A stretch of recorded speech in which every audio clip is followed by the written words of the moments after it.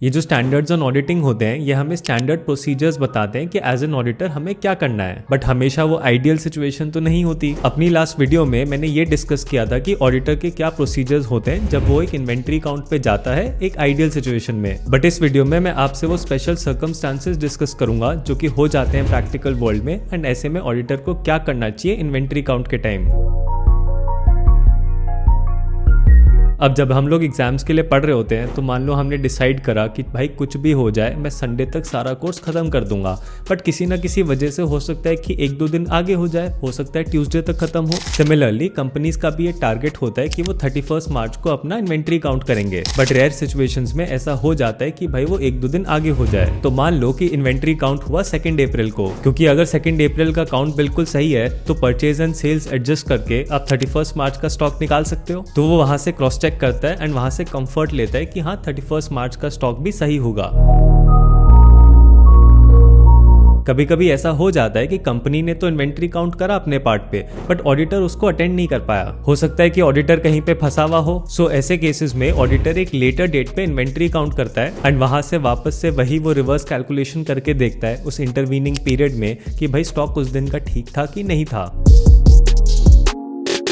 2014 में जब मैं आर्टिकलशिप करा था तब एक बार ऐसा हुआ था कि एक क्लाइंट का इन्वेंट्री काउंट करना था, बट उसका वेयरहाउस जम्मू में था एंड उस टाइम वहां पे इतनी डिस्टर्बेंस चल रही थी कि हम लोगों में से किसी को भी परमिट ही नहीं मिला वहां पे जाने का। यानी प्रैक्टिकली ऑडिटर के लिए पॉसिबल ही नहीं हो पा रहा था इन्वेंट्री काउंट अटेंड करना। तो फिर ऐसे केसेस में क्या करें? सो मेरे जो सीनियर थे उस टाइम पे उन्होंने क्या करा कि उनने कुछ प्रोडक्ट्स के सेल डॉक्यूमेंट्स चेक करे। एक सीधी सी बात यह है कि जो स्टॉक आपने 1 या 2 अप्रैल को बेचा है एंड उसको 31 मार्च से पहले खरीद के रखा हुआ था तो वो आपके 31 के स्टॉक में तो आ रहा होगा। सो ऐसे करके वो कुछ आइटम्स के सेल डॉक्यूमेंट्स इंस्पेक्ट करते थे टू कंफर्म कि हाँ भाई ये आइटम 31 को स्टॉक में शो कर रहा था। एंड मान लो कि ऑडिटर को इस ऑल्टरनेटिव प्रोसीजर परफॉर्म करने के बाद भी वो कंफर्ट नहीं आ रहा है, वो कॉन्फिडेंस नहीं आ रहा है फाइनेंशियल स्टेटमेंट्स पे, तो वो अपना ओपिनियन मॉडिफाई कर सकता है।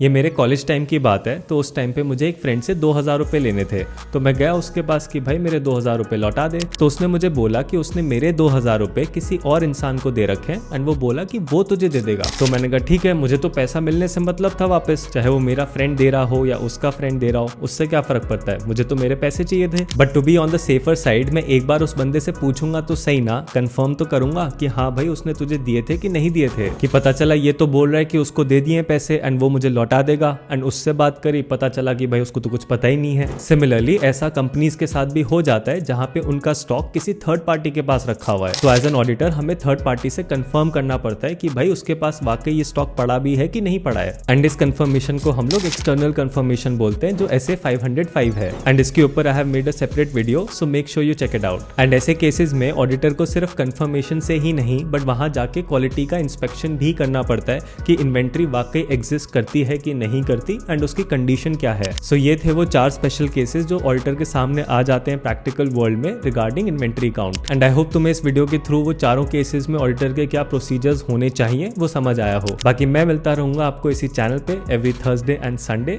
You take care, have a nice day.